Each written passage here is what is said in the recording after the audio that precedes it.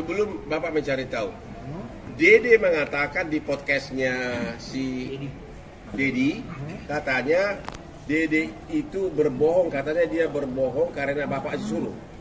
Dia mengaku-ngaku ada kejadian, benar nggak Bapak yang nyuruh? Itu tidak benar, Pak. Bapak akan laporkan ke polisi? Sudah kita laporkan. Ibtu Rudiana tiba-tiba muncul ke publik dan dengan santainya membantah laporan penganiayaan yang dilakukannya kepada para terpidana kasus pembunuhan Vina dan anaknya Eki.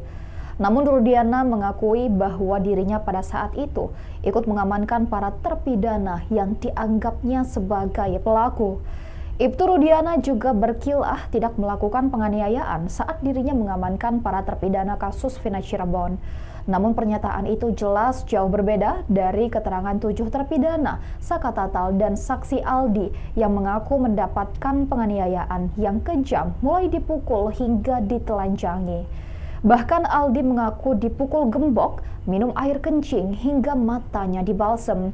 Sebelumnya, keluarga terpidana kasus Vina Hadi Saputra telah melaporkan Ibtu Rudiana ke Bareskrim terkait penyiksaan dan penganiayaan.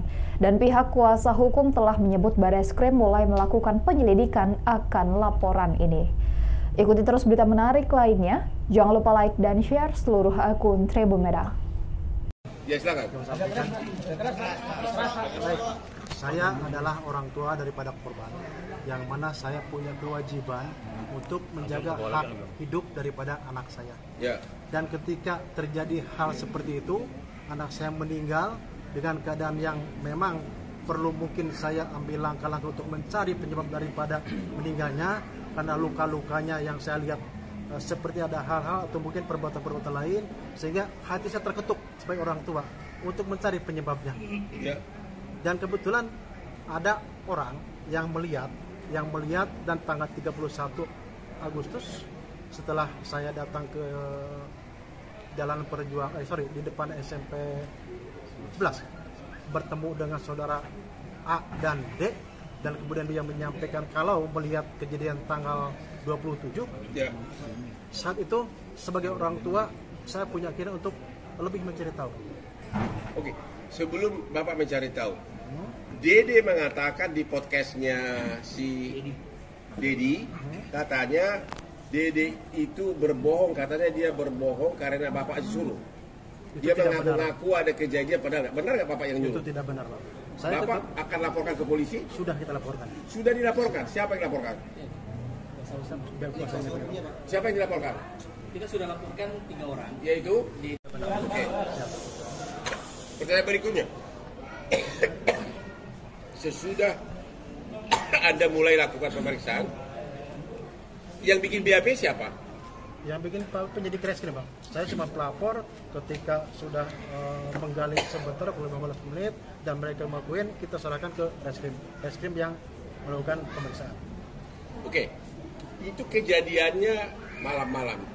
Kenapa di BAP bisa begitu jelas para pelaku mengingat motornya merek apa, siapa bonceng siapa?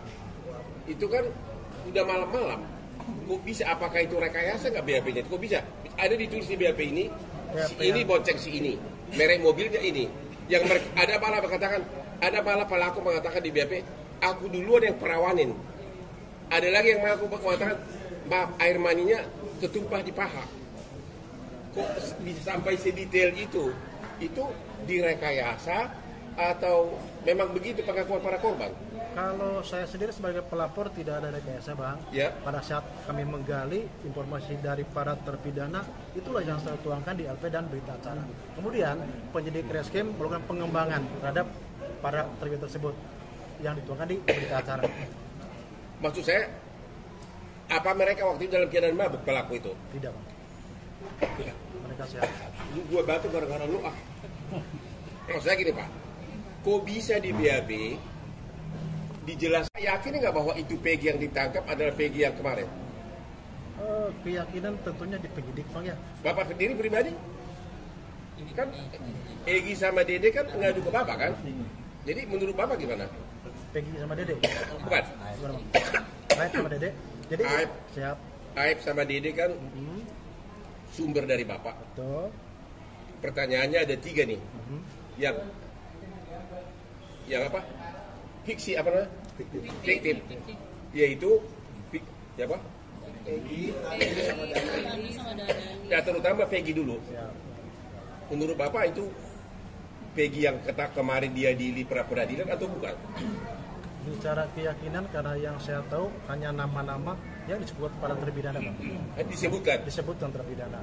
Kemudian terpidana tersebut dilakukan pengembangan pemeriksaan sama penyidik. Mungkin penyidik yang lebih jelas, Bang. Oh begitu. Siap. Kalau yang dua lagi fiksi itu nggak tahu juga, Pak? Saya tidak tahu. Nggak tahu ya. Ada pertanyaan kamu biar puas lah, biar kita nanti gue hanya disumpah dengan berita acara. Kenapa tidak dibawa ke persidangan? Padahal mereka adalah saksi kunci. Mereka hanya tanda tangan BAP, memang menurut hukum acara boleh sambil bikin BAP disumpah, tapi tidak dibawa ke persidangan. Posisi saya hanya sebagai pelapor. Nggak tahu. Posisi saya hanya sebagai pelapor. Yang mana melaporkan ada satu tindak pidana terhadap almarhum anak saya. Jadi nggak tahu kenapa Dede sama Aib tidak dibawa bersumpah di depan persidangan. Iya. Bapak sudah melihat foto yang diajukan oleh kuasa hukum Saka Tatal menyebutkan tubuh dari almarhum dua-duanya mulus. Mereka mengatakan itu kecelakaan murni. Bapak sebagai orang tua melihat langsung keadaan mayat kecelakaan murni atau dianiaya? Itu dianiaya, Bang. Saya lihat langsung dari mulai luka di dahi yang ke dalam, terus gigi hancur, ini rahang patah, Bang. Ya. Pergelangan ini patah. Ya. Terus kemudian ada biru di sini. Ya. Belakang kanan kiri biru juga seperti kena pukulan. Ya. Betul kata Bang tadi, kalau kecelakaan itu ada baret, Bang. Baret, Bang. Ya. Ada. Jadi ada seperti kena benda tumpul. Ya. Kaki kanan itu patah pergelangan kaki. Apanya? Pergelangan kaki di belakang kanan patah. Ya. Ya, kalau tabrakan pasti paling satu bagian tertentu yang hancur kan. Ini ada di mana-mana gitu. Ya. Sumpah apapun mau, artinya yang meninggal adalah anak saya. Anak yang saya didik dari kecil, yang saya rawat dari kecil. Demi agama yang Bapak percaya. Betul. Demi Allah gitu. Demi Allah. 7 turunan saya mati semua, Bang, kalau saya bohong. Awas loh. Nanti tuduhan itu tidak benar berarti, Bang? Itu tidak benar. Pak, ya untuk laporan awal kecelakaan yang pukul 22.30 itu, Pak, katanya ada kecelakaan di Jembatan Talun jam 22.30. Itu gimana tanggapannya?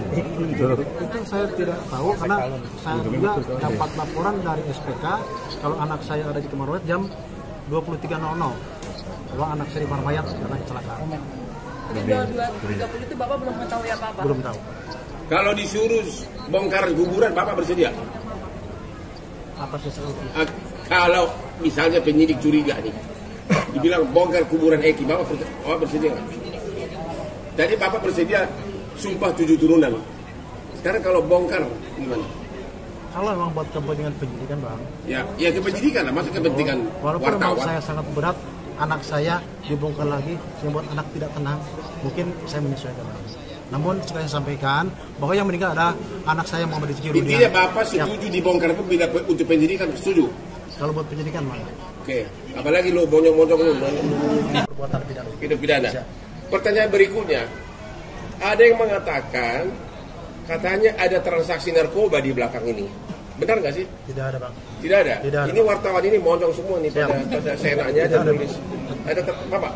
Bukannya Bapak mau menyembunyikan ada transaksi narkoba? Siap. Tidak ada, Bang. Nggak ada? Tidak ada, Bang.